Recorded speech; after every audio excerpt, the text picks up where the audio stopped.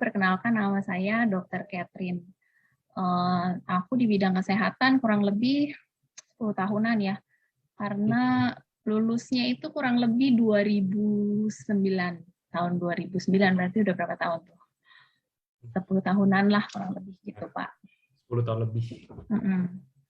Oke, apa yang membuat dokter tertarik nih, oh ini produk ini nih yang bisa bikin apa sih pokoknya nilai plusnya dari produk kita kalau menurut dokter sebagai seorang dokter Catherine gitu.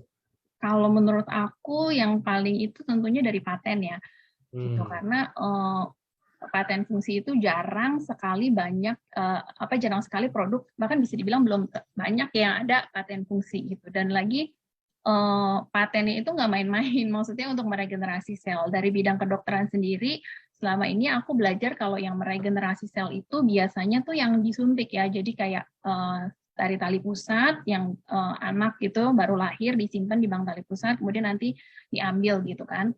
Nah itu yang selama ini tahu gitu.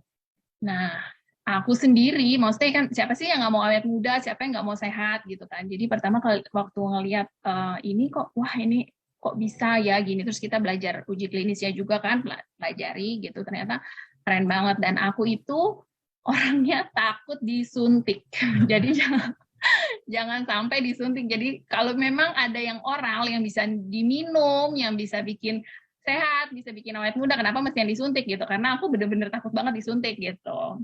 Jadi itu kemarin kenapa awal mulanya coba gitu, dan ternyata efeknya di aku tuh luar biasa ya. Luar biasanya dalam artian buat aku pribadi gitu, mungkin buat Bapak Ibu atau yang lain-lain yang punya penyakit yang lebih ini mungkin lebih luar biasa lagi. Tapi aku sendiri dari dulu aku itu orangnya gampang pilek. Jadi dingin sedikit pilek, debu sedikit pilek, terus kecapean sedikit pilek gitu. Jadi benar-benar pileknya itu benar-benar udah parah deh. Jadi dalam seminggu paling nggak pileknya tuh cuma 2 hari gitu. Selebihnya tuh pilek. Sampai suatu ketika waktu aku pernah jaga di rumah sakit, itu di bagian anestesia, jadi kita jaganya di bagian kamar operasi. Nah, kamar operasi itu dingin banget, karena memang harus suhunya itu dingin untuk jaga supaya mesin-mesin yang itu tuh nggak panas gitu kan. Nah, aku tuh sampai setiap hari tuh benar-benar pilek terus setiap hari, sampai perawat itu kita kan kalau udah suka ngobrol gitu, deket sampai diledekin gitu, dok, jangan-jangan AIDS nih, katanya gitu. Masa pilek mulu nggak sembuh-sembuh, udah 2 bulan nih, gitu. Terus iya gitu, karena kita tahu kalau AIDS itu kan penurunan imunitas tubuh ya, jadi sehingga kalau orang yang sakit itu bisa lama gitu. Jadi aku sampai diledekin kayak gitu. Nah, ternyata setelah aku konsumsi produk ini itu bisa dibilang ada jangka waktu yang sampai berbulan-bulan tuh aku nggak pilek gitu. Jadi aku sendiri yang sampai amazed gitu, oh, kok bisa gitu. Gitu, Pak. Oke. Memang bukan penyakit yang krisis banget gitu sih, tapi buat aku sih pilek terus setiap hari sih mengganggu ya. Mengganggu aktivitas aku juga gitu. Jadi gitu ya teman-teman. Itu bercandaannya beda teman-teman. Kalau kita nggak bisa, kalau bukan dokter tuh bercanda AIDS ya. Wah udah tuh nggak ngerti kita juga kan AIDS itu apa. Iya. Sampai diledekin gitu sih kemarin. Tapi ada yang menarik ya. Maksudnya ini kan dokter Catherine kan kita bilang berarti kan kita bilangnya ahli kesehatan gitu ya. Dokter itu kan ahli kesehatan. Cuman takut disuntik itu menarik, itu unik loh. Maksudnya berarti kalau sekarang dokter membutuhkan untuk nyuntik orang, tapi nggak apa-apa dong. Maksudnya kalau emang orang nggak apa-apa kan, nggak sakit saya. Kalau disuntiknya saya takut. Sama tuh dokter Kiki juga, sama apa nih dok? Dokter Kiki juga takut disuntik ya dok ya? Oke, kalau gitu, nah mungkin itu intermezzo sedikit aja ya, itu perkenalan buat dokternya juga, biar teman-teman juga jadi tahu nih dokter ini emang udah bergelut di bidang kedokteran udah berapa lama, apa segala macam gitu, dan apa yang membuat dokter Catherine ini tertarik sama AFC, karena menurut saya kalau rata-rata dokter ya, maksudnya mayoritas dokter yang gabung di AFC ini emang pasti karena produk, karena paten, karena produk gitu loh. Jarang banget yang karena mungkin bonusnya atau apa segala macam gitu. Mereka justru karena produk dulu baru lari ke bonus, ya kan? Biasanya gitu. Nah, udah mau dimulai langsung tentang hipertensi, boleh dok? Oke, boleh Pak. Aku izin share screen ya. Silakan.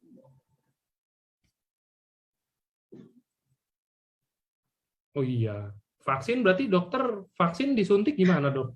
Vaksin disuntik pakai anestesi topikal dulu Pak. Takut jadi pakein dulu gitu, oles-oles. Oke, oke, oke. Siap. Muncul nggak ya Pak? Sebentar lagi loading. Nah, muncul. Oke. Udah full Oke. screen? Udah full screen. Oke. Silakan. Oke, aku mulai ya. Siap.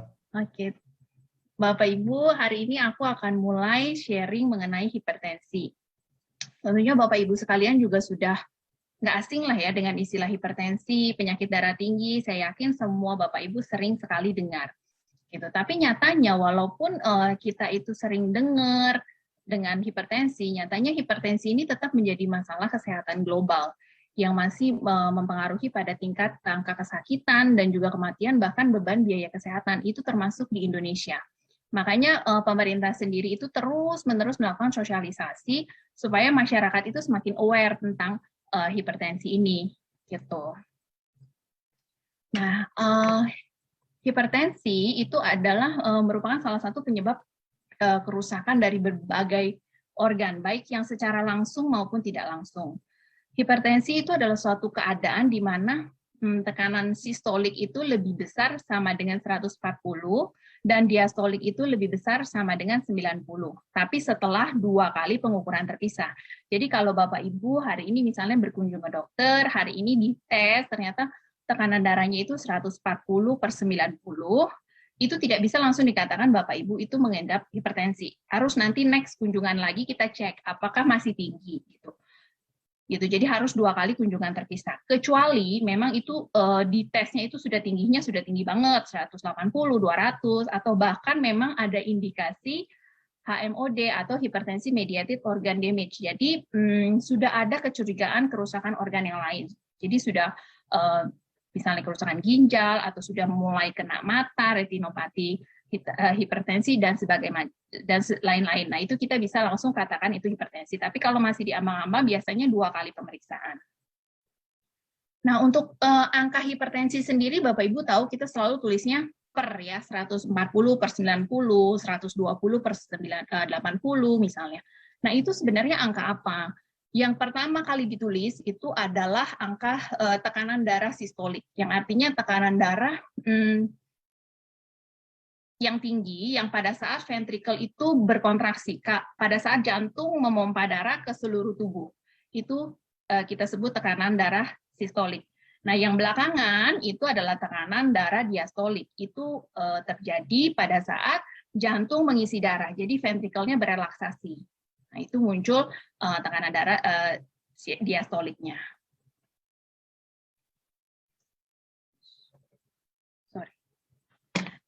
Pada tahun 2019, WHO itu mengestimasi ya prevalensi hipertensi secara global itu sebesar 22% dari total penduduk dunia. Dan dari sejumlah pasien hipertensi yang 22% ini, hanya kurang dari 1/5-nya yang melakukan pengendalian terhadap tekanan darah yang dia miliki. Gitu. Nah, lalu bagaimana dengan Indonesia? Nah, di Indonesia sendiri, 37% penyebab kematian di Indonesia itu adalah penyakit kardiovaskuler. Dan kita tahu bahwa penyakit kardiovaskuler ini salah satu faktor utamanya atau penyebabnya adalah hipertensi. Dan kalau hipertensi di Indonesia itu 26,5% dari jumlah penduduk dewasa itu yang menderita hipertensi, artinya 1/4, 1 dari 4 orang. Dan dari 1/4 ini, yang lebih dari sepertiganya, 35,8% itu tidak mengetahui mereka menderita hipertensi. Memang karena hipertensi itu tidak memiliki gejala yang spesifik. Bahkan sebagian besar penderita hipertensi itu tidak bergejala. Oleh karena itu mereka tidak menyadarinya itu. Dan kenapa dia juga hipertensi disebut sebagai silent killer, salah satu penyebabnya. Ini adalah 5 penyebab kematian tertinggi di Indonesia menurut data riset kesehatan dasar Rikesdas 2018. Di Indonesia itu mengalami peningkatan dalam prevalensi penyakit tidak menular. Jadi dan kita bisa lihat di sini paling tingginya itu adalah hipertensi. Pada tahun 2013, Rikesdas itu melaporkan 25,8% prevalensi kejadian hipertensi di Indonesia, yang kemudian pada tahun 2018 dia meningkat menjadi 34,1%. Ini bisa dikatakan peningkatan yang cukup signifikan. Jadi walaupun memang penyakit hipertensi itu sudah banyak orang tahu, sudah banyak orang dengar, tapi ternyata penerapannya di lapangan itu masih banyak orang yang terkena hipertensi, bukannya justru orang tahu jadi mencegah dan akhirnya nilainya angkanya semakin menurun gitu. Tapi ternyata berdasarkan riset kesehatan malah angkanya semakin meningkat. Makanya ini kita tidak pernah bosan untuk terus-menerus mensosialisasikan kepada masyarakat mengenai hal ini. Ini juga masih dari hasil riset kesehatan dasar 2018. Dari grafik ini kita bisa lihat bahwa hipertensi itu tidak lagi merupakan penyakit orang tua ya. Kalau zaman dulu kita bilang penyakitnya orang tua buat orang tua gitu. Ternyata enggak gitu. Dari riset ini dari survei kita lihat bahwa di sini ada kelompok umur 18 sampai 24 tahun yang sudah menderita hipertensi gitu. Yang walaupun memang secara proporsi itu pasti meningkat seiring dengan peningkatan usia, karena memang secara fisiologis peningkatan usia itu merupakan faktor resiko. Jadi semakin kita meningkat usianya, resiko kita untuk menjadi hipertensi itu semakin tinggi gitu. Karena apa? Semakin bertambahnya usia kita, elastisitas pembuluh darah kita itu semakin menurun. Jadi rentan sekali terkena penyakit-penyakit kardiovaskular. Salah satu juga alasan yang kenapa penyakit hipertensi ini sulit untuk diturunkan adalah kepatuhan dalam minum obat. Jadi kadang-kadang orangnya sudah tahu dia sakit, sudah diberikan obat, tapi tidak patuh minum obat. Nah, di sini survei sudah menyatakan bahwa salah satu paling besar alasan masyarakat itu tidak minum obat karena merasa sudah sehat. Gitu. Padahal kita tahu penyakit hipertensi itu seperti juga diabetes itu pengobatannya jangka panjang dan bahkan seumur hidup. Gitu. Mereka kadang-kadang masyarakat itu minum obat terus dites tekanan darahnya itu normal. Jadi dia itu ngerasa dia udah sehat gitu. Padahal tekanan darah normalnya dia itu saat itu karena ya selama ini dikontrol oleh obat hipertensi. Gitu. Jadi penting sekali untuk pemeriksaan secara berkala dan konsultasi kepada dokter untuk menghentikan pengobatan hipertensi. Jadi jangan serta-merta kita langsung menghentikan pengobatan hipertensi. Ada beberapa obat yang justru kita hentikan secara tiba-tiba itu bisa menyebabkan rebound hipertensi yang malah efeknya akan lebih parah lagi daripada sebelumnya. Gitu. Ini adalah klasifikasi tekanan darah menurut WHO yang dianut itu dari JNC 7 tahun 2003. Nah, seperti yang tadi aku sudah cerita, bahwa hipertensi itu dinyatakan hipertensi itu kalau lebih besar sama dengan 140/90. Kalau derajat 2 atau tingkat 2 kalau sudah lebih besar sama dengan 100. Yang menarik di sini adalah angka normalnya. Bapak Ibu perhatikan di sini untuk normalnya, kadar normalnya itu adalah kurang dari 120/80 loh sekarang. Jadi 120/80 aja itu kita sudah katakan prehipertensi atau normal tinggi. Gitu. Jadi kalau ada yang bilang orang tua gitu ya, misalnya umur 65 atau apa dan tekanan darahnya 140/90 dikatakan normal, itu juga nggak benar. Kita harus evaluasi lagi secara keseluruhannya. Berdasarkan penyebab, hipertensi itu dibagi menjadi dua, yaitu hipertensi esensial atau hipertensi primer, dan yang kedua adalah hipertensi sekunder. Kalau hipertensi primer itu yang paling banyak, 90% penderita hipertensi itu mengidap hipertensi primer. Jadi penyebabnya itu kita nggak ketahui. Kenapa? Gitu. Kalau hipertensi sekunder, itu penyebabnya tahu, dan biasanya itu ada penyakit yang mendasarinya. Contohnya misalnya kelainan pembuluh darah, kelainan ginjal, terus hormon ya, masalah hormon gitu. Jadi mereka sakit itu dulu, sakit ginjal, atau ada gangguan hormon, kemudian yang menyebabkan dia tekanan darahnya meningkat, akhirnya hipertensi. Jadi ada penyakit yang mendasarinya. Nah, itu kita sebut sebagai hipertensi sekunder. Itu kurang lebih 10% daripada seluruh hipertensi yang ada. Kemudian kita akan perlu tahu mengenai faktor resiko hipertensi. Faktor resiko hipertensi itu ada dua, yaitu faktor resiko yang tidak dapat dimodifikasi dan faktor resiko yang dapat dimodifikasi. Kalau faktor resiko yang tidak dapat dimodifikasi, ya istilahnya udah tidak bisa diapa-apain lagi, gitu kan. Nah, contohnya salah satu adalah umur, usia. Seperti yang tadi udah aku jelasin, seiring dengan bertambahnya usia kita, kelenturan pembuluh darah kita kan berkurang. Jadi semakin menyebabkan faktor risiko hipertensi itu semakin meningkat. Kemudian yang kedua adalah jenis kelamin. Pria itu memiliki prevalensi lebih tinggi terkena hipertensi dibandingkan wanita. Tapi ini wanitanya kalau belum menopause. Sebelum menopause, pasca menopause, wanita itu memiliki prevalensi yang lebih tinggi daripada pria. Kenapa?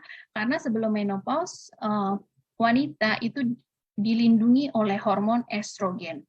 Hormon estrogen ini bersifat kardioproteksi, protektif terhadap penyakit-penyakit kardiovaskuler, penyakit jantung koroner. Gitu. Tapi setelah dia menopause, kadar estrogen dalam tubuh itu berangsur-angsur menurun, sehingga sudah tidak ada lagi proteksi itu, sehingga biasanya wanita pasca menopause yang memiliki faktor risiko lebih tinggi, hipertensi itu kecenderungannya lebih tinggi mengidap hipertensi dibandingkan pria. Yang ketiga adalah riwayat genetik. Riwayat genetik ini adalah riwayat dalam keluarga. Apakah keluarga kita itu ada orang yang mengidap hipertensi, orang tua, kakek nenek, gitu. Nah, bagi orang-orang yang mempunyai faktor risiko riwayat genetik, artinya keluarganya yang mempunyai hipertensi, yang sudah mengidap hipertensi, kecenderungannya itu juga akan lebih tinggi. Faktor resiko yang tidak dapat dimodifikasi, kalau Bapak Ibu lihat di sini, ini ada kegemukan, merokok, konsumsi garam berlebih, psikososial dan stres, kurang aktivitas fisik, dislipidemi, diet tinggi lemak, konsumsi alkohol berlebih. Kalau ini kita rangkum, ini lebih ke pola hidup dan pola makan. Jadi gaya hidup kita yang tidak sehat, pola makan yang tidak seimbang, yang menyebabkan faktor resiko ini. Gitu. Sebenarnya tidak hanya hipertensi, tapi banyak penyakit yang faktor resikonya seperti ini. Contohnya juga kegemukan, tidak hanya dari hipertensi, tapi banyak juga penyakit lain yang faktor resikonya kegemukan. Oleh karena itu, kita harus mengontrol berat badan kita. Tahunya gimana sih kalau kita itu obesitas atau tidak? Salah satu indikator untuk mengetahuinya itu adalah dari satu indeks massa tubuh. Indeks massa tubuh kalau dianggap obesitas itu kalau sudah lebih dari 25 gitu. Nah, idealnya indeks massa tubuh adalah sekitar 18 sampai 22,9 itu menurut WHO. Nah, yang kedua itu adalah lingkar pinggang. Lingkar pinggang kita ukur untuk pria itu menurut standar dari Kementerian Kesehatan Republik Indonesia itu untuk pria lingkar pinggangnya kurang dari 90 cm. Jadi kita harus mengukur lingkar pinggangnya berapa. Nah, kalau lebih dari itu sudah, apalagi sudah sampai 102 itu bisa pria memiliki faktor risiko yang lebih besar. Kalau untuk wanita kurang dari 80 cm. Merokok sendiri kenapa bisa merupakan faktor hipertensi, faktor risiko hipertensi? Karena merokok itu ada kandungan, dalam rokok itu ada kandungan yang merangsang sistem simpatis dalam tubuh kita. Jadi dengan merangsang sistem simpatis dalam tubuh kita, jantung memompa lebih cepat, peredaran darah lebih cepat, kemudian juga tekanan darah akan meningkat. Nah, ini juga ada hal yang menarik dari rokok ini, termasuk jadi tidak hanya perokok yang aktif, tapi perokok pasif itu juga bisa merupakan salah satu faktor resiko hipertensi. Kenapa? Karena baik perokok aktif maupun perokok pasif, yang lingkungannya ada perokok aktif ya. Nah, mereka itu sama-sama menghirup gas karbon monoksida, gas CO. Nah, gas CO ini itu adalah gas yang merugikan untuk badan kita, menyebabkan pasokan oksigen ke sel dan jaringan itu berkurang. Jadi badan kita itu perlu oksigen, ya kan? Sel-sel jaringan perlu oksigen. Nah, oksigen ini untuk dihantarkan ke jaringan untuk sel itu butuh kendaraan. Kendaraannya itu namanya hemoglobin atau HB kalau cek lab gitu ya, HB. Nah, tapi dengan adanya gas CO, HB ini jadi diisinya sama gas CO, sehingga O2 mau ke jaringan nggak bisa nih, kendaraannya udah full, udah diisi sama CO. Gitu. Jadi, sehingga sel dan jaringan ini kekurangan oksigen. Nah, tubuh mengkompensasinya dengan cara apa? Dengan cara menyempitkan pembuluh darah. Ya, jadi terjadi vasokonstriksi dan bisa juga lama-kelamaan tekanan darahnya meningkat. Ya, kalau konsumsi garam berlebih pasti Bapak Ibu juga sudah tahu itu merupakan faktor resikonya, dan kurang aktivitas fisik. Nah, kurang aktivitas fisik ini kadang-kadang suka dianggap sebelah mata ya sama orang, karena apalagi kita ini hidup di Jakarta, kebanyakan sedentary lifestyle, ya kan. Sebelum COVID kemana-mana di Jakarta itu macet. Ya, kita ke kantor bawa mobil, macet di jalan 2 jam. Habis itu turun, sampai kantor, duduk lagi di depan komputer. Jadi kebiasaan atau gaya hidupnya memang banyak duduk gitu. Dari 24 jam kalau kita hitung aja, kebiasaan kita untuk duduk, terus tiduran gitu, rebahan itu berapa persen gitu. Tidur aja kita sudah 8 jam. Jadi memang gaya hidup yang seperti itu tuh, yang sedentary lifestyle itu yang menyebabkan faktor resiko hipertensinya. Aktivitas fisik ini penting karena contohnya nih, misalnya kita walaupun kita makan makanan sehat, tapi kita kurang aktivitas fisik, itu juga kurang optimal. Misalnya Bapak Ibu punya mobil yang bagus, ya mobilnya bagus, terus kita kasih minuman, kita kasih bensinnya yang bagus nih, yang mahal, Pertamax lah atau Shell, yang mahal deh pokoknya gitu kan. Tapi mobilnya itu nggak pernah kita starter, nggak pernah kita panasin gitu kan. Nah, eventually nanti juga mobilnya nggak bisa nyala gitu. Jadi sama seperti ini gitu. Nah, ditambah lagi sekarang PPKM gitu juga banyak di rumah. Kalau mau pesan makanan tinggal online gitu kan. Nah, itu kegiatan fisik yang seperti itu yang bikin kita faktor resiko hipertensi semakin meningkat.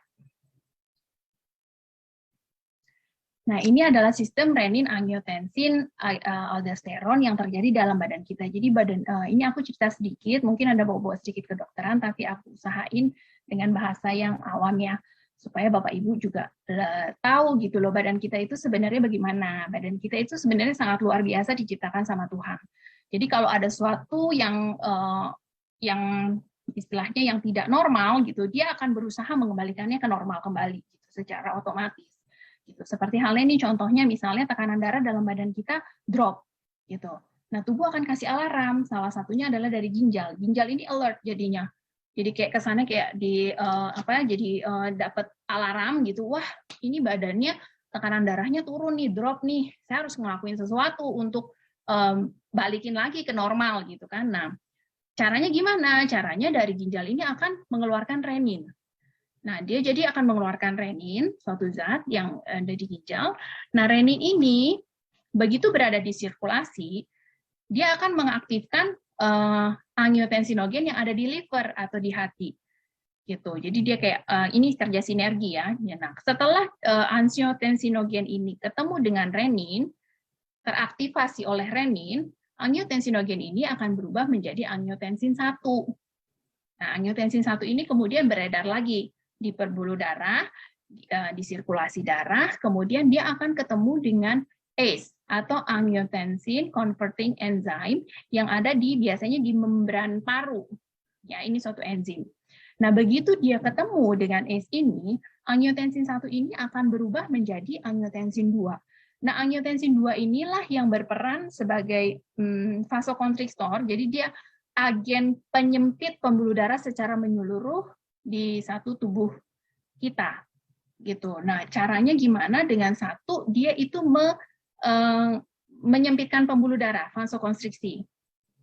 Yang kedua, dia dengan merangsang kembali kelenjar adrenal mengeluarkan aldosteron untuk meretensi garam dan air sehingga volume darahnya meningkat. Jadi analoginya contohnya gini, Bapak Ibu kalau misalnya lagi mau siram pohon, ya kan, mau siram dari selang, itu ternyata keluaran airnya kecil. Nah, yang kita lakukan adalah kita pencet selangnya gitu, kita sempitkan gitu kan selangnya. Nah, pada saat kita menyempitkan selang itu, apa yang terjadi pada tekanan yang air yang keluar adalah tekanannya itu akan menjadi lebih tinggi gitu. Nah, itu yang dilakukan angiotensin 2 ini. Jadi mengecilkan pembuluh darah sehingga tekanan darahnya jadi tinggi. Yang kedua, cara lain adalah kita buka kerannya menjadi lebih besar. Jadi aliran darahnya, aliran airnya itu juga menjadi lebih deras, gitu kan? Nah itu yang dilakukan angiotensin 2 dengan merangsang adrenal menghasilkan aldosteron sehingga volume darah kita juga meningkat. Jadi itu caranya. Ya kalau dianalogikan kehidupan sehari-hari seperti itu. Nah ini adalah gejala hipertensi. Gejala hipertensi, seperti yang tadi saya sudah bilang, gejala hipertensi ini tidak ada yang spesifik. Ini sebenarnya seperti gejala umum, sakit kepala, pusing, jantung berdebar-debar, sakit dada, gelisah, penglihatan kabur. Ini kalau sudah ada komplikasi kepada mata ya, sudah retinopati hipertensif, kemudian mudah lelah. Jadi gejala-gejala ini kadang-kadang tidak, ini juga gejala yang penyakit lain. Kadang-kadang orang ngerasa mungkin ini masuk angin gitu kan. Nah, jadi karena tidak ada gejala yang spesifik ini dan bahkan hampir sebagian besarnya itu tidak bergejala, makanya hipertensi ini sering disebut silent killer karena kita tidak tahu kalau kita itu sebenarnya tekanan darahnya tuh tinggi. Tuh. Kenapa sih sebenarnya penyakit hipertensi itu berbahaya? Penyakit hipertensi itu berbahaya kalau kita nggak kontrol karena bisa merembet kemana-mana, bisa ke semua organ. Bisa ke mata, ke retinopati, hipertensif, terus ke penyakit jantung, bisa ke otak, bisa stroke, bisa penyakit ginjal, kemudian juga gangguan saraf, juga ke penyakit pembuluh darah tepi atau peripheral arterial disease. Jadi komplikasinya itu bisa luas banget. Makanya kenapa hipertensi ini berbahaya. Jadi harus benar-benar dalam keadaan terkontrol. Nah, ini adalah penata laksanaan hipertensi. Penata laksanaan hipertensi itu dibagi menjadi dua, yaitu non-farmakologis dan farmakologis. Kalau farmakologis itu dengan obat ya. Dan kita juga di kedokteran itu, dari dulu aku belajar itu selalu diajarin kalau bisa nggak pakai obat, ya jangan pakai obat. Kecuali memang tekanan darahnya sudah tinggi sekali, yang memang dengan perubahan pola hidup atau dengan gaya pola makan yang sehat juga tidak bisa dikontrol, itu memang harus dibantu obat karena kan kita juga takut komplikasinya nanti kemana-mana gitu. Tapi kalau yang masih prehipertensi, yang masih rendah gitu, merancang-rancang udah mau senggol-senggol ke hipertensi, kalau sebisa mungkin kita lakukan non farmakologis, ya kita lakukan non farmakologis. Jadi tidak serta-merta dengan obat gitu. Karena kan suka ada orang ngomong kalau jadikanlah makananmu sebagai obatmu, jika tidak nanti obat-obatan yang akan menjadi makananmu, seperti itu kan. Nah, jadi ini juga seperti itu gitu. Salah satunya dari non farmakologis adalah mengurangi konsumsi garam. Mengurangi konsumsi garam ini banyak pasien yang bilang susah. Ya memang gitu, karena apa? Karena ini benar-benar batasnya itu sedikit sekali ya, cuma 1 sendok garam, 1 sendok teh garam. Itu per hari loh. Jadi konsumsi 1 harian, termasuk makanan-makanan yang lain. Ini tidak literally itu garam dapur yang dipakai buat masak aja gitu, tapi juga makanan lain. Misalnya chips, kerupuk, minuman soda, makanan kaleng, makanan yang berpengawet atau yang punya penguat rasa itu tinggi sekali natriumnya. Kecap dan saus tomat itu juga. Jadi kalau misalnya kita makan, itu lihat di belakangnya itu kan ada nutrition fact ya, informasi nilai gizi, Bapak Ibu boleh lihat di situ natriumnya sebenarnya berapa. Nah itu semua juga dihitung loh. Jadi semua itu yang kita makan hari itu natriumnya berapa, garamnya berapa, itu terhitung dan maksimalnya 1 hari itu 1 sendok teh. Jadi ini sedikit sekali ya sebenarnya gitu. Yang kedua itu adalah dengan melakukan aktivitas fisik.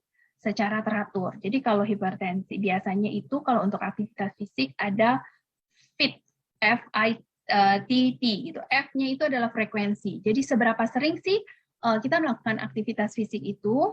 Nah, aktivitas fisik itu kita lakukan kurang lebih 5 sampai 7 kali per minggu. Jadi paling minimnya itu 5 kali. Ya, kemudian I itu intensitas, intensity.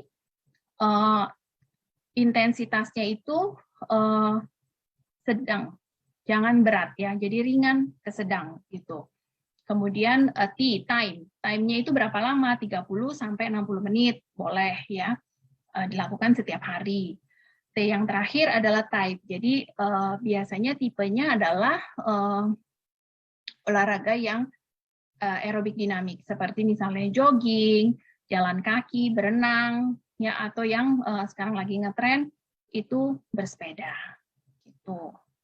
Nah, untuk merokok dan menghindari asap rokok, tadi saya udah bilang, aku udah cerita di depan kenapa alasannya. Kemudian juga menghindari minum alkohol dan mempertahankan berat badan ideal, ya, itu penting. Nah, dengan diet dengan gizi seimbang.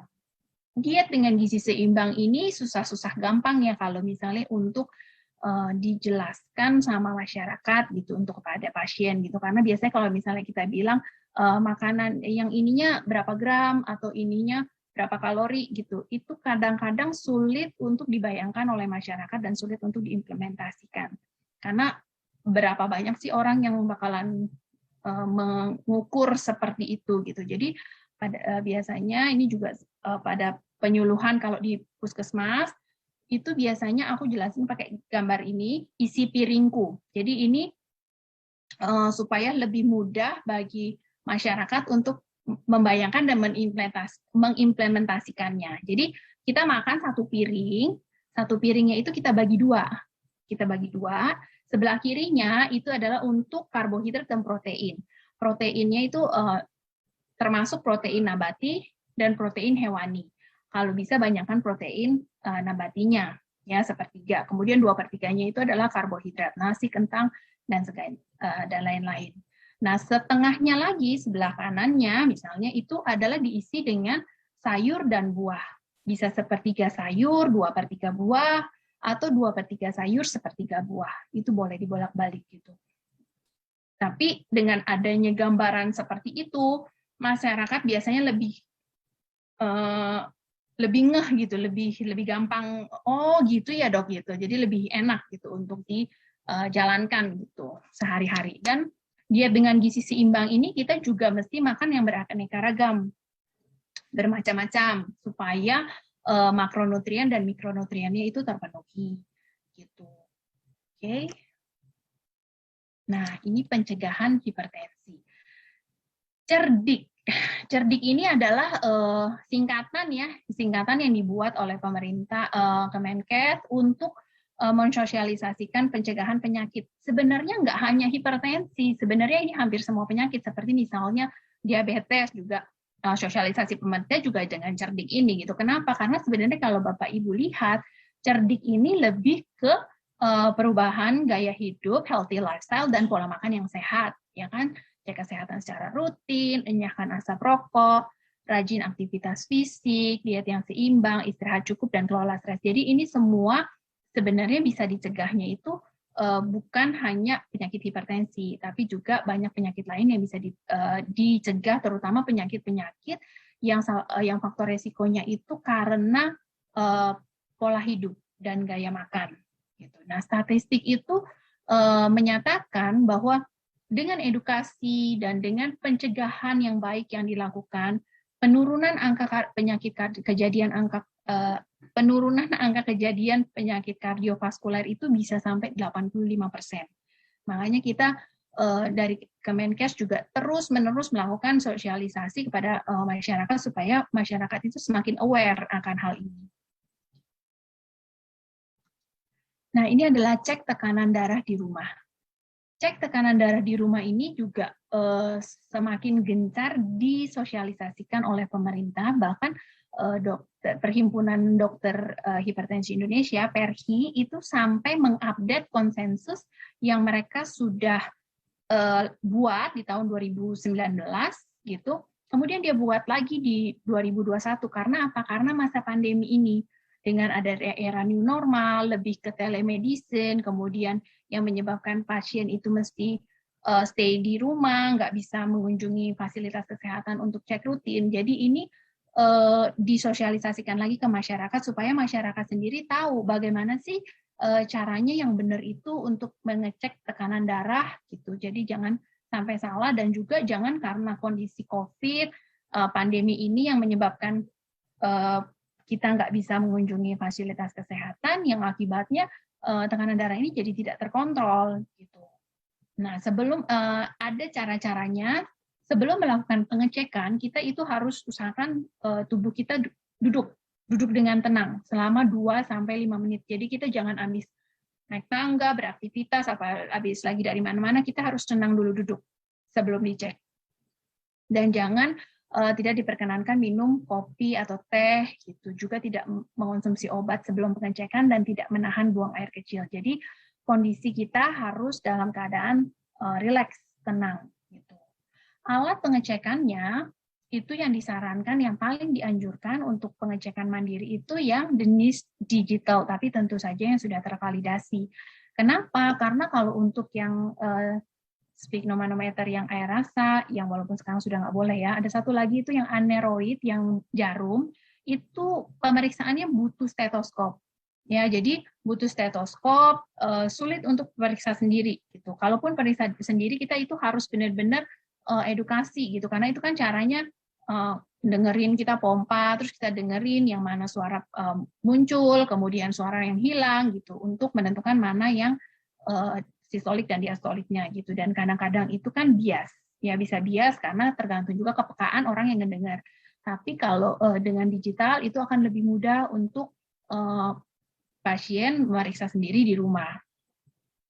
Dan kita gunakan alatnya itu adalah manset yang dililitkan di lengan. Jadi yang akan kita nilai itu adalah dari arteri branchial ini pressure-nya gitu, bukan yang di wrist ya, yang di pergelangan. Karena yang jenis digital itu ada yang dipasang di pergelangan. Jadi baiknya itu yang mansetnya untuk dipakai di lengan.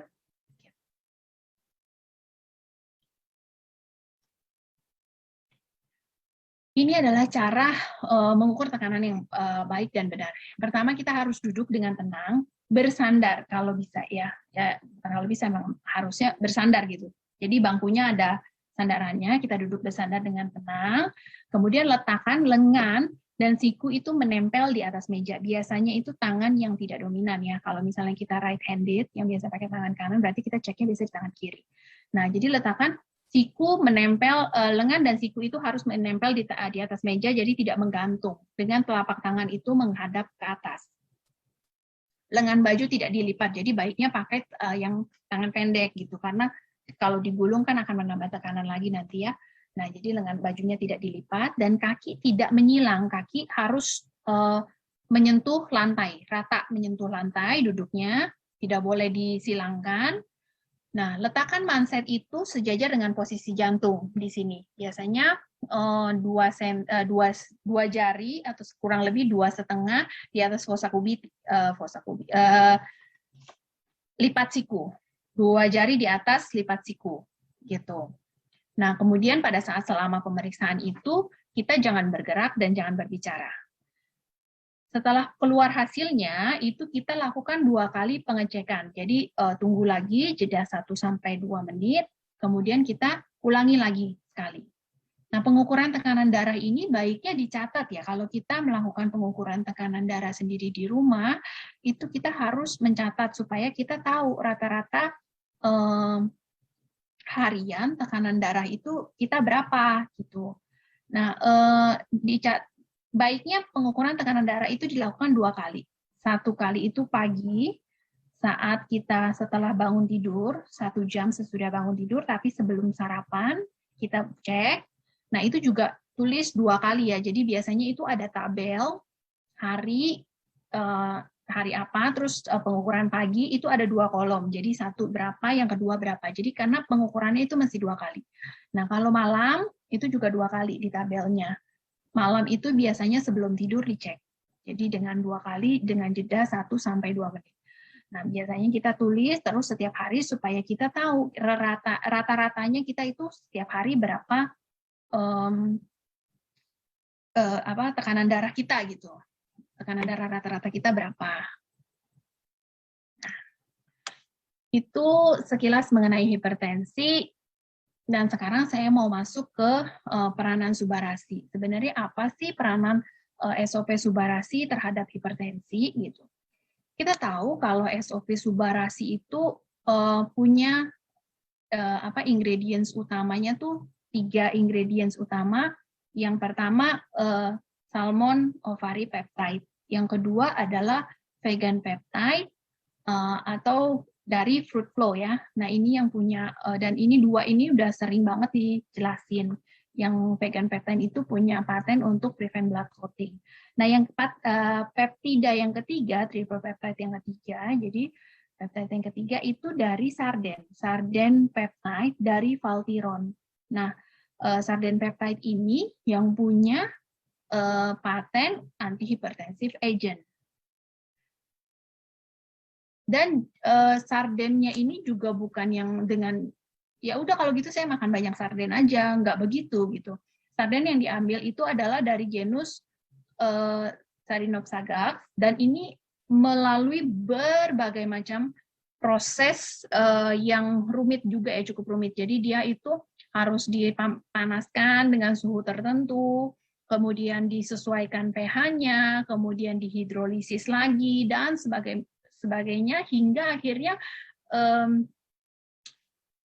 menghasilkan peptida-peptida yang bioavailable. Nah, setelah dicek, setelah diteliti, dipelajari, ada dipeptide yaitu valine dan tirosil yang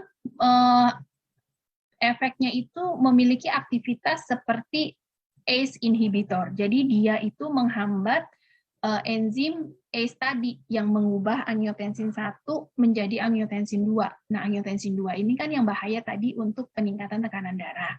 Jadi dia punya efek untuk menghambat ACE inhibitor itu, menghambat ACE sehingga angiotensin 2 ini tidak terbentuk. Gitu. Nah, Valtiron ini sebenarnya di Jepang itu sudah terkenal gitu, sudah banyak yang pakai gitu.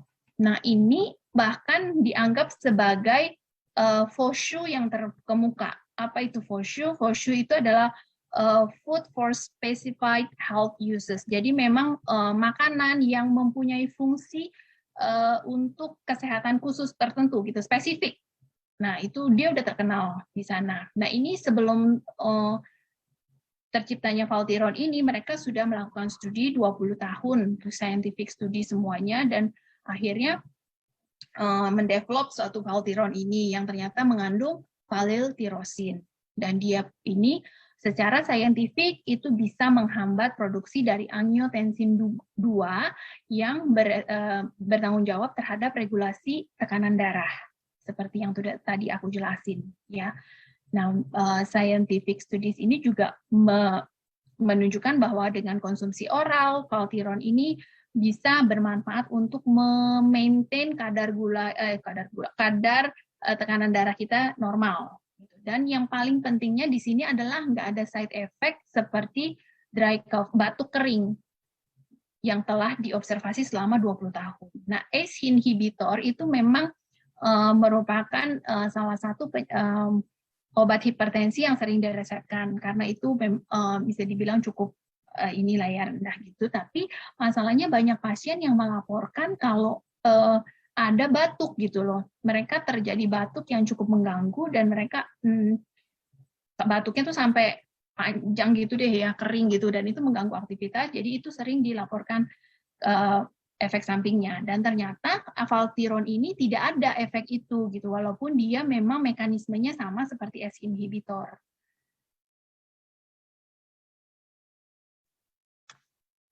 Nah, clinical studies juga membuktikan bahwa Valtiron ini bisa memblok jadi angiotensin converting enzim dihambat sehingga menghambat produksi dari angiotensin 2 sehingga pembuluh darah itu menjadi melebar gitu ya, relaksasi. Nah, ini aku ada mengumpulkan beberapa jurnal ya untuk sebagai bahan untuk kita baca gitu. Karena walaupun sebenarnya jurnal itu di bawah dari paten ya, karena kan kita sudah punya paten fungsi. Paten fungsi itu sudah lebih tinggi dari jurnal karena jurnal ini kan pada saat uji klinis dilakukan, jadi dikeluarkan jurnalnya, dan paten fungsi itu lebih tinggi dari itu. Tapi tetap aja kalau misalnya ada yang nanya, nah ini buktinya kita punya jurnalnya gitu, memang sudah dilakukan uji klinisnya tuh ada gitu. Nah, dari ini, salah satu jurnal ini juga dikatakan bahwa valiltirosin yang terkandung pada produk sartan peptide ini bisa memaintain blood pressure kalau dikonsumsi oleh manusia gitu. Jurnal lainnya ini dari Journal of Human Hypertension tahun 2000. Dia juga mengatakan bahwa valiltirosin ini mempunyai efek antihipertensif yang signifikan pada subjek yang mild hipertensif. Jadi hipertensifnya itu mild ya, belum terlalu berat gitu, dan tidak ada side effect ya yang terdeteksi. Jadi tidak ada adverse effect yang terdeteksi dari clinical studies ini.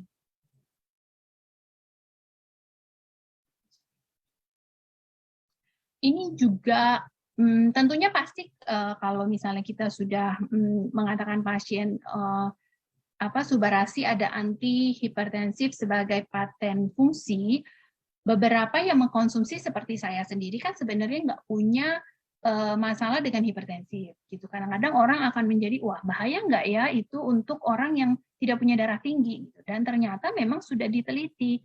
Ini salah satu jurnalnya, di sini kita bisa lihat dia itu sudah meneliti pada pasien yang dengan normal blood pressure. Jadi pasien yang kadar ininya normal, tekanan darahnya normal, itu tidak menunjukkan adanya perubahan signifikan dari systolic blood pressure maupun diastolic blood pressure selama periode tes ini. Jadi mereka juga sudah tes kepada manusia, pada orang yang tekanan darahnya itu normal, tidak tinggi. Gitu.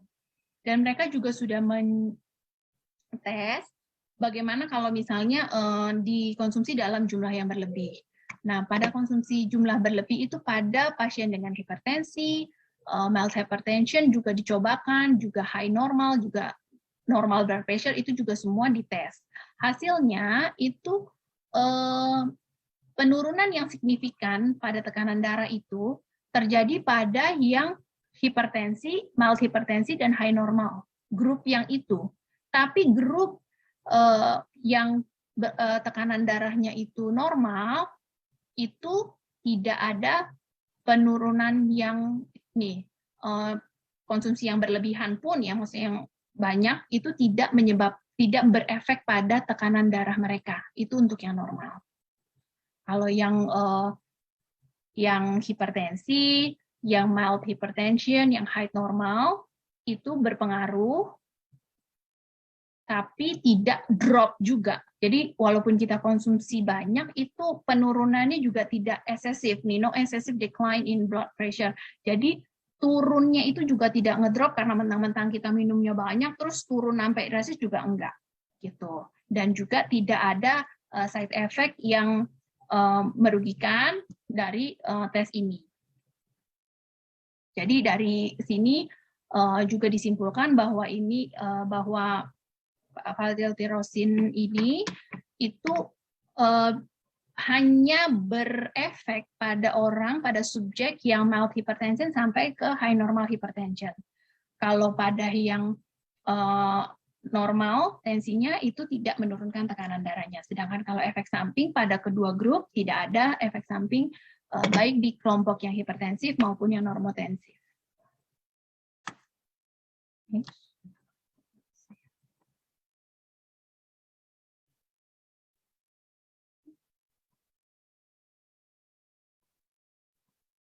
Nah, ini adalah EFSA-nya.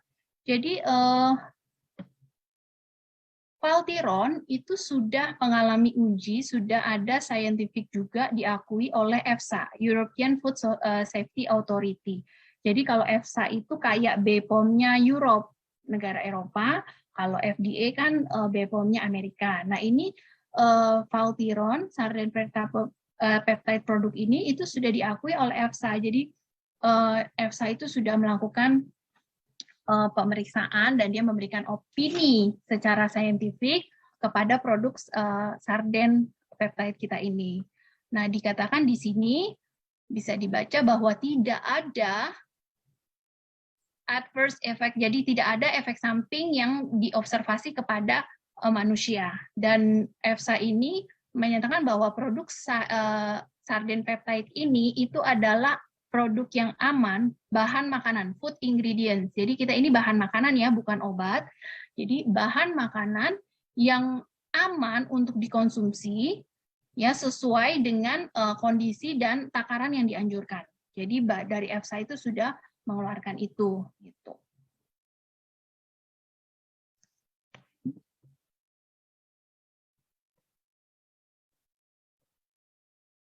Nah, jadi memang menurunkan tekanan darah itu adalah pendekatan yang mayor, utama ya untuk menurunkan resiko penyakit-penyakit yang berat seperti serangan jantung, gagal jantung, stroke, dan segala macam. Karena memang itu kuncinya.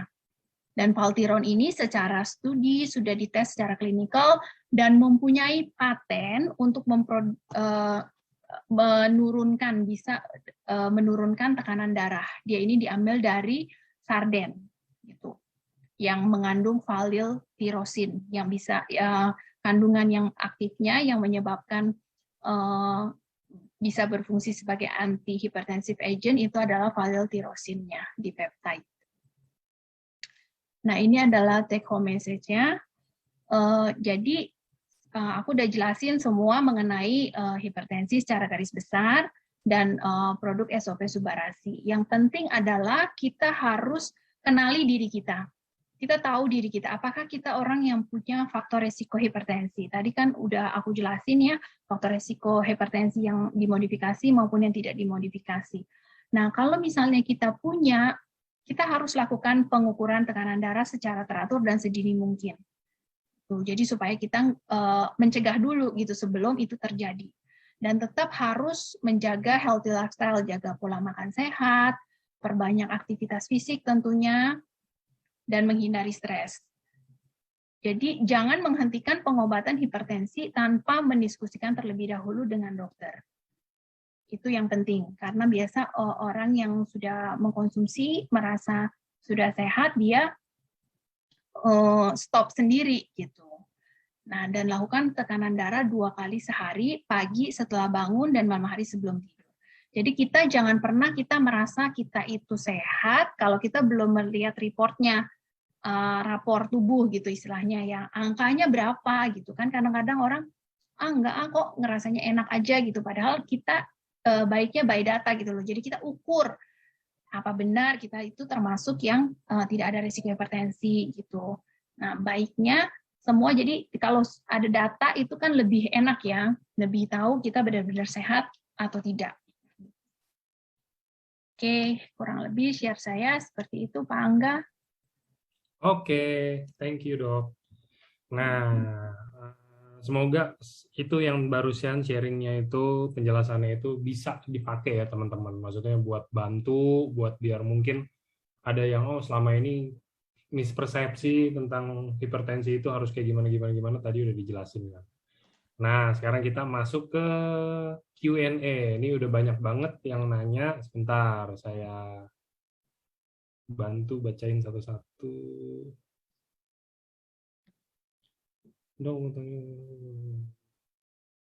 Nah, ini ada yang tanya, ini pertanyaan general, Dok. Jadi sebenarnya sih ini pertanyaan saya tanya hanya untuk tahu dari versi masing-masing dokter ya. Maksudnya kayak ada beberapa kan versi beda. Dok mau tanya, pasien yang udah rutin pagi dan sore minum Suba selama 6 bulan, tetapi saat dicek tensinya naik, itu kira-kira kendalanya apa? Coba kalau dari dokter, apa kira-kira, Dok? Jadi sebelumnya dia memang ada hipertensi gitu ya, Pak? Iya. Dan apakah dia masih konsumsi obat dokter? Nah, itu saya kurang ini, dia nggak ngomong. Nah, biasanya kalau misalnya seperti itu, kadang-kadang ada orang yang merasa dia sudah mengkonsumsi SUBA, itu dia menstop konsumsi obat dokter. Padahal seperti yang tadi sudah aku jelasin, kalau Subarasi itu bukan obat ya. Jadi memang kalau yang obat itu kan kerja pasti lebih cepat dibandingkan dengan yang food, yang kita makanan kesehatan ya. Jadi biasanya kita harus lihat dulu apakah dia menghentikan pengobatan dari dokter tersebut. Karena saya juga selalu menyarankan kalau penderita hipertensi, walaupun sudah minum obat dokter, walaupun sudah minum SUBA, obat dokternya itu jangan di stop dulu, sembari kita pantau, gitu. Sembari kita pantau tekanan darahnya seperti apa, gitu Pak. Oke, ini ada pertanyaan bagus lagi, Dok. Kalau misalkan orang yang selalu tekanan darahnya itu rendah, jadi normal, rendah gitu. Berarti dia itu sangat jauh dari hipertensi atau bisa tiba-tiba terkena hipertensi, Dok? Oke, balik lagi kalau misalnya seperti itu kita lihat dari faktor resiko yang tadi. Yang kita ada nggak, kita sendiri punya nggak faktor risiko itu. Kalau memang ada faktor risiko itu kecenderungannya memang akan bisa ke hipertensi, tapi jarang seperti itu. Biasanya kalau orang yang rendah, misalnya rendahnya berapa kan? 190, 110 gitu. Nanti seiring dengan bertambahnya usia kan karena elastisitas yang berkurang, paling dia jadi 120 gitu. Naiknya. Halo? Ya, oke Dok. Siap. Nah, ini juga ada yang tanya lagi, Dok, mau tanya, kenapa ada orang yang tensinya bisa naik ketika mendapatkan tekanan fisik, sekalipun udah konsumsi obat, mungkin obat dari dokter, ataupun minum produk kita dari AFC? Tekanan fisiknya tuh maksudnya bagaimana nih, Pak? Ya, mungkin kecapean itu bisa nggak, Dok? Bisa bikin naik nggak tekanan darahnya? Oke, balik lagi hipertensi itu sebenarnya karena regulasi tubuh ya. Jadi yang mempengaruhi tekanan darah itu sebenarnya banyak sekali. Selain faktor risiko tadi, jadi secara fisiologi, secara aluran tubuh gitu, itu tekanan darah itu yang mempengaruhi itu banyak sekali. Begitu saraf simpatis kita tercetus aja, tekanan darah itu bisa naik. Jadi misalnya kita stres, misalnya kita marah-marah, atau misalnya ada emosi terpendam gitu, itu juga bisa meningkatkan tekanan darah kita gitu Pak. Jadi ini mesti kita lihat dulu apakah dia setiap kali kah begitu, apa penyebabnya tekanan fisiknya itu, maksudnya dijelaskan lebih detail bagaimana gitu. Oke. Nah, kalau next-nya ini kita ada contoh kasus, Dok. Dok, selamat siang. Saya Ibu Yani, umurnya 63 tahun. Saya udah konsumsi obat rutin Sandesartan 5 mg Aspilet. Pertanyaan saya, kenapa tensi saya masih tinggi 165/111 dan tensi bawah selalu tinggi? Bagaimana cara menurunkannya dan bagaimana efeknya kalau tensi bawah tetap tinggi? Mungkin pertanyaannya gini, ini kan kayaknya dari pertanyaannya dia belum konsumsi SUBA atau UTSU gitu ya. Mungkin kalau dari Dokter Catherine ada nggak kira-kira saran gitu? Oke, ditambahin Subarasi aja kayak cocok nih 2 saset per hari kalau dilihat dari contoh kasusnya, Dok. Iya, boleh. Nah, kalau misalnya kan 160 ya cukup tinggi, boleh dimulai, ya balik lagi sih kalau Subarasi itu biasa aku lihat kondisi pasiennya, kita lihat juga dengan kondisi keuangannya gitu kan, dia bisa minum berapa banyak gitu, karena lebih baik dia minum sedikit tapi rutin ke depannya daripada sekali banyak tapi nanti putus gitu. Jadi kalau misalnya bisa 1-2 ya diusahakan terus gitu untuk mengonsumsi Subarasi sembari kita terus kontrol ya tekanan darahnya gitu. Kalau setelah kita konsumsi Subarasi itu jadi berapa turun, dan jangan menghentikan obat dokternya dulu. Oke. Gitu, Pak. Oh, ini yang tadi pertanyaannya ternyata bukan tekanan fisik, mungkin lebih ke arah psikis ya, ngedengar kata-kata diomelin suami atau diomelin istri gitu loh, terus emosi sama bos di kantor gitu loh, maksudnya Dok. Itu ya. Berarti ada itu juga ya, faktor risiko bisa bikin hipertensi juga ya? Iya, karena kan itu masuknya stres. Karena dengan kita stres, itu hormon epinefrin di dalam tubuh kita itu keluar gitu loh. Jadi itu meningkatkan tekanan darah, jadi merangsang simpatis gitu. Jadi ya itu mempengaruhi ke tekanan darah. Oke, siap. Oke, kita lanjut lagi, kita cari lagi. Dok, ini juga ada pertanyaan. Ini seputar hipertensi dan subarasi. Jadi, udah ada orang ini, udah pasien sekitar 20 tahunan udah konsumsi obat hipertensi, dok. Obat darah tinggi. Nah, sekarang udah konsumsi suba, kira-kira boleh nggak apa dilepasnya harus bertahap atau langsung dilepas aja karena dia udah mengalami penurunan? Nah, itu balik lagi satu harus tahu dulu obat hipertensi yang dia minum itu apa. Karena seperti yang tadi aku cerita, kalau ada beberapa obat hipertensi itu yang kalau kita putus langsung itu malah bisa rebound hipertensi.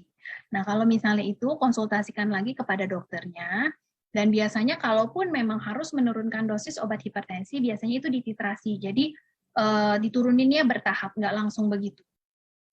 Nggak langsung stop gitu, besok langsung nggak usah minum, nggak gitu, Kak. Oke, ini ada pertanyaan lagi tapi saya compile pertanyaannya karena banyak yang nanya. Mungkin gini dok, apakah konsumsi, misalkan let's say kita sama-sama semua hipertensi gitu ya dok ya, dan mungkin tekanan darahnya ya 11-12 mirip lah, maksudnya kayak 130 atau 128 atau 125 per berapa gitu sama. Cuman yang membedakan kita harus konsumsi subarasi atau produk EFC ini bisa dilihat dari umur nggak? Atau dari apa? Selain faktor resiko ya dok? Selain faktor kalau contoh, ada turunan nggak sih hipertensi ini dok? Iya, ada. Karena Okay. kan tadi salah satu faktor resiko hipertensi yang tidak dapat dimodifikasi, yang ketiga adalah faktor genetik. Jadi ada keturunannya. Jadi gitu. Oke, kalau balik ke pertanyaan tadi, kira-kira apakah umur bisa jadi patokan untuk kita konsumsi? Let's say kayak tadi, oke ini suba 2 saset, atau misalkan suba 3 saset per hari, atau 1 saset aja nih, atau apa? Bisa nggak umur jadi patokan, dok?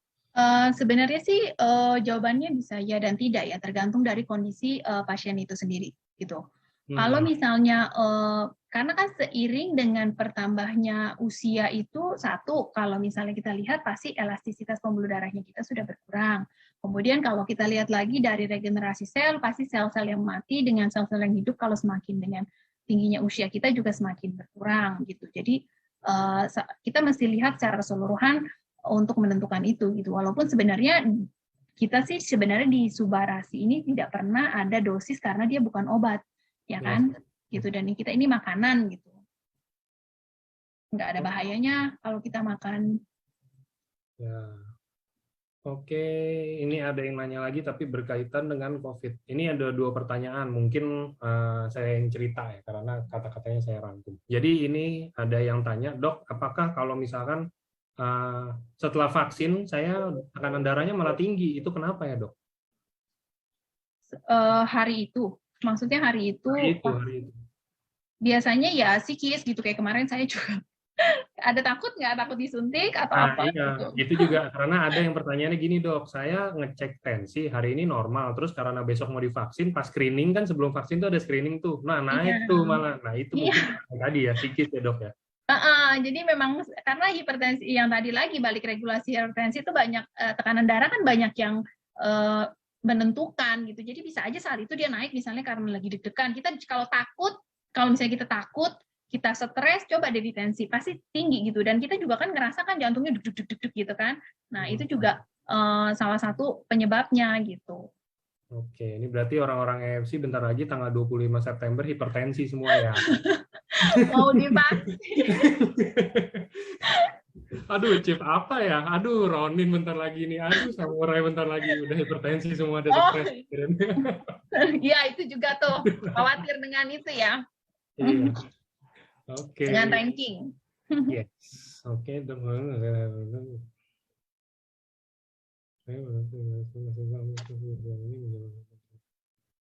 Ini ada contoh kasus lagi, dok, saya menderita hipertensi dan sudah konsumsi subarasi 2 saset per hari.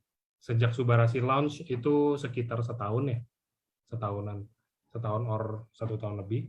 Saat itu tekanan darah saya stabil, malah menurun sehingga saya pantau setiap hari. Saya biasanya minum obat tensi itu amlodipin 3 sampai 5 hari sekali dan tekanan tetap stabil. Namun sepertinya mulai 2 bulan ini seperti kayak udah konsumsi Subarasi tapi nggak menyebabkan tensi saya turun, berarti nggak naik juga. Itu kira-kira berarti apa harus Subarasinya ditambah atau gimana dong? Dia minum amlodipin, maksudnya gimana? Pertama dia bukan tekanan darahnya tinggi. Nah, itu dia mungkin konsumsi amlodipin dan menurun, dok. Menurun. Terus? Tapi menurun itu mungkin masih dalam taraf tinggi ya kita bilang ya, menurunnya itu. Terus dia sepertinya udah 2 bulan ini sepertinya kalau walau konsumsi Subarasi tapi nggak nurun-nurun, tetap nggak nurun, tetap stay di situ-situ aja dan mungkin nggak naik juga. Itu kira-kira harus itu gimana? boleh konsumsi Subarasinya berapa? Boleh kalau misalnya bisa, misalnya mau ditambahin, coba aja ditambahin dulu, terus sembari kita lihat gimana dengan tensinya. Gitu. Oke. Nah, ini juga ada yang tanya, nah kalau yang ini nggak berkaitan tapi beliau mau konsumsi Suba. Nah, ini katanya ada yang kalau dia konsumsi Suba, lambungnya jadi ngeri, asam lambung naik, meski saya udah makan duluan. Karena saya nggak kuat vitamin C dan sari tomat yang mungkin ada di Suba. Kira-kira ada nggak saran dari dokter gimana baiknya kalau saya mau konsumsi yang aman, yang nyaman gitu loh, dok? Jadi dia sudah, karena kan memang kalau orang yang ada penyakit MA, kita sarankan konsumsi Subarasinya itu sudah makan. Nah, setelah itu kalau bisa coba jangan dilarutin ya, coba di bawah lidah. Karena kan kalau dilarutin itu kan masuknya ke lambung. Okay. Nah, kalau di bawah lidah itu kan langsung mengalami pembuluh darah gitu. Coba melalui seperti itu. Oke.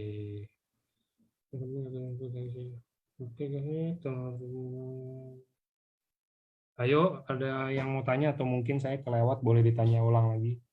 Iya, Pak Bram, sabar, saya lihat ya. Soalnya banyak benar chatnya. Mungkin boleh diulang kalau yang ini takut saya kelewat ya, teman-teman. Ada cocok dan nggak cocok nggak sih, dok, kalau konsumsi Suba dan Utsu mungkin ya? Kayak contoh kan tadi kita emang bahasnya bilang ini makanan, tapi apakah ada cocok dan nggak cocok? Atau mungkin kita bisa bilang, contoh, walaupun kita tahu ya, ini bukan dari salmon seutuhnya salmon, ini hanya dari ovari peptide-nya. Apakah kayak contoh saya alergi ikan misalkan, terus saya konsumsi Suba gitu, boleh nggak? Apa ada ngaruh atau apa nggak ke alergi saya? Kalau misalnya cocok nggak cocok, balik lagi ke badan orang ya kan. Seperti misalnya makanan aja, ada orang yang alergi udang, ada yang enggak gitu kan. Nah, obat juga orang ada yang alergi, misalnya biasanya yang alergi obat tertentu. Nah, cuman dari Subarasi itu ukurannya itu udah kecil ya, dia itu sudah sampai Dalton gitu kan. Jadi itu untuk memicu, biasanya yang memicu alergi itu adalah partikel protein yang besar. Jadi kalau misalnya dia sudah kecil, itu kecenderungan untuk memicu alergi itu sudah lebih kecil. Oke. Dok, penyebab hipertensi bisa dari ginjal ya, dari organ dalam juga bisa. Kalau misalkan saya ada gangguan di situ, apakah saya harus konsumsi Utsu dulu baru ke Subarasi atau langsung dua-duanya atau Subarasi aja lebih baiknya? Ya, seperti yang tadi berdasarkan penyebab hipertensi kan ada yang sekunder. Jadi kalau sekunder itu ada penyakit yang mendasarinya, bisa dari ginjal, bisa dari gangguan hormonal, dan lain sebagainya. Nah, kalau misalnya memang ada penyakit mendasarinya, itu kalau harus pilih salah satu, ya pilihnya Subarasi. Gitu. Tapi kalau misalnya bisa dua-duanya, maksudnya dengan kita lihat dari sisi kenyamanan dan keuangannya juga pasiennya bisa untuk konsumsi usukusi, ya nggak ada salahnya minum dua-duanya. Karena dengan usukusi itu juga kan dia membersihkan usus kita ya, sehingga penyerapan dari Subarasinya sendiri juga bisa lebih maksimal. Oke. Oke, ini ada pertanyaan lagi, dok. Dok, kalau misalkan kita, pakai contoh saya nih, misalkan saya udah umur 50 tahun, tapi saya dari muda itu emang tensinya tinggi, dok. tensinya tinggi, tapi nggak mengganggu sama sekali karena saya nggak ada keluhan apa-apa sama sekali. Dan walaupun saya cek ke dokter, tensi saya walaupun tinggi, tapi emang saya nggak ada penyakit apa-apa gitu loh. Itu aman atau tetap harus diturunin sih dok? Kayak begitu, apa bisa tiba-tiba nih, tiba-tiba ntar saya 51 tahun atau 52 tahun tiba-tiba bong keluar penyakit semuanya atau gimana? Ya, balik lagi tadi aku juga udah cerita kalau memang penyakit hipertensi itu sebagian besar tidak bergejala. Jadi penderitanya itu tidak tahu kalau dia itu ada gejala. Nah, ini Bapak atau Ibu ya? Bapak atau Ibu ini aja udah ngecek sebenarnya dia tensinya tinggi, cuman dia tidak nggak tahu ya tingginya berapa gitu nilai tensinya. Nah, baiknya menurut aku tetap dikontrol. Dalam artian kalau misalnya berarti kan kalau kayak gitu dia udah cek ke dokter dan dokternya nggak ngasih obat, balik ke pola hidup sehat dan pola makan yang sehat dulu. Kontrol dari situ dulu. Jadi kita lihat bagaimana pola makan dan gaya hidup sehat itu akan mempengaruhi terhadap tensinya dia, gitu. Karena memang ujung-ujungnya, karena kan itu perjalanannya panjang ya, nggak hari ini kita kena hipertensi, besok terus komplikasi ke ginjal, itu enggak. Gitu. Memang itu perjalanannya itu panjang gitu. Nah, kita kan nggak mau terjadi komplikasi itu sampai terjadi kan, karena komplikasi apalagi tadi sudah dijelaskan kalau komplikasinya itu bisa kemana-mana gitu. Jadi baiknya coba kontrol dari pola makan dan gaya hidupnya dulu. Gitu. Oke.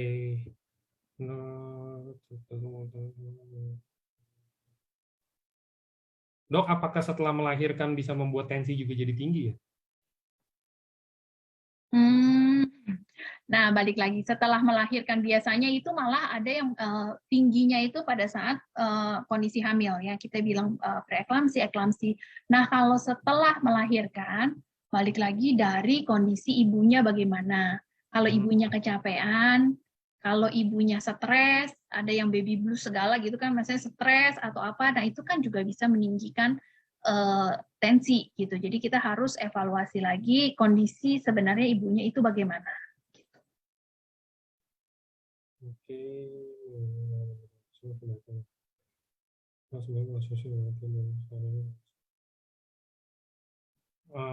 Oke, pertanyaannya saya mau bertanya saya di dalam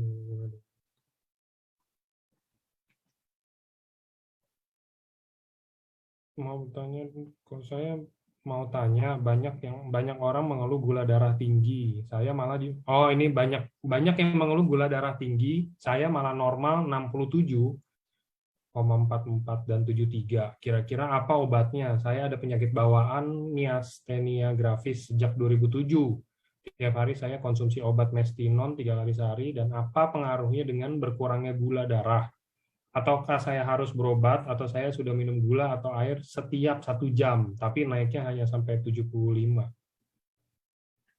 Oke, nah ini kalau kondisi kayak gini mesti dilakukan evaluasi lebih lanjut ya, karena aku juga nggak bisa bilang harus kita lihat kondisi ini bapak atau ibu ya, kondisi bapak atau ibunya ini secara keseluruhan gitu untuk bisa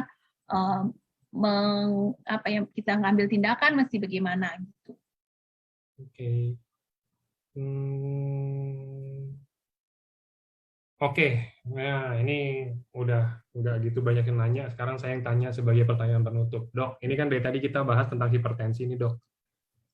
Oke, kalau dari dokter pribadi, versinya dokter Catherine, kalau misalkan saya sehat walafiat, saya nggak ada penyakit apa-apa, saya nggak ada gejala apa-apa, kira-kira hanya untuk menjaga biar saya tetap sehat, nggak kena hipertensi, nggak kena COVID juga mungkin ya, itu kira-kira ada nggak saran dari dokter perharinya berapa sih SUBA dan UTSU-nya? Dan kapan aja baiknya?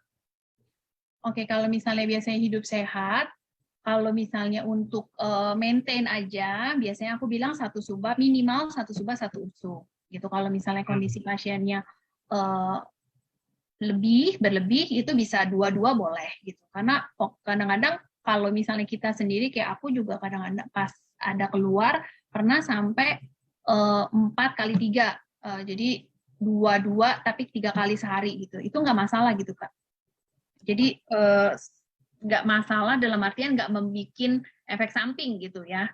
Nah, kalau untuk maintenance, untuk yang rutin, Suba 1, Utsu 1 boleh untuk sehari-hari.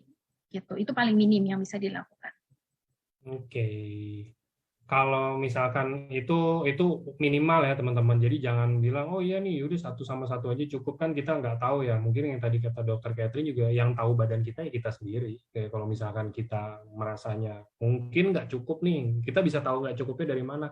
Kita konsumsi 1 sama 1, tapi tetap kayak tadi mungkin gampang kena flu atau apa segala macam kayak gitu, itu udah sebuah pertanda kalau Anda kurang konsumsinya itu kan sebenarnya.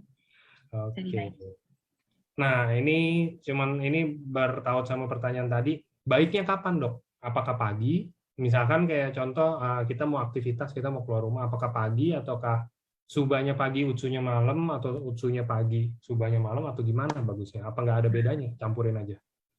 Balik lagi ke kondisi badan. Jadi ini karena ini bukan, jadi ini karena bukan obat, jadi nggak ada target mesti minumnya kapan, mesti ini gitu kan. Ada pasien yang minum suba malah nggak bisa tidur. Ada pasien yang minum suba di malam malah tidurnya nyenyak gitu. Jadi balik lagi ke badan kita. Badan kita itulah yang bisa apa ya istilahnya yang ngasih tahu yang lebih jelas gitu. Ya putar-putar aja sih sebenarnya nggak masalah karena ini kan makanan kesehatan. Jadi bukan obat yang ada ketentuan mesti strict segini dosisnya mesti segini kalau lebih overdosis gitu dan sebagainya. Karena ini enggak, jadi itu bebas. Oke. Balik ke badan masing-masing. Jadi balik lagi ke teman-teman yang tahu badannya sendiri ya. Karena kalau mau dokter Catherine bantuin, dia mau tahu kan berarti teman-teman harus kasih data, semua harus medical check up apa bareng apa segala macam gitu, baru bisa mungkin dikasih tahu persisnya ya dok ya. Iya. Yes, oke. Kalau gitu udah ini deh, udah selesai hari ini. Saya tutup acaranya. Thank you dokter. Thank you juga Pak Angga, thank you juga buat Bapak Ibu yang udah menonton. Mohon maaf kalau ada salah kata dan kalau penyampaiannya kurang jelas. Semoga apa yang aku bagikan bisa bermanfaat untuk Bapak Ibu sekalian. Bagus banget dok, dari tadi pada bilang ini bagus banget karena dari pembawaan dari slide juga semuanya jelas. Jadi teman-teman yang bukan berkecimpung di dunia medis pun bisa ngerti gitu loh dok. Itu kan sebenarnya intinya kan. Iya. Keren pokoknya. Thank you, enggak thank you. Thank you dok. Thank you semuanya. Selamat sore. Selamat sore.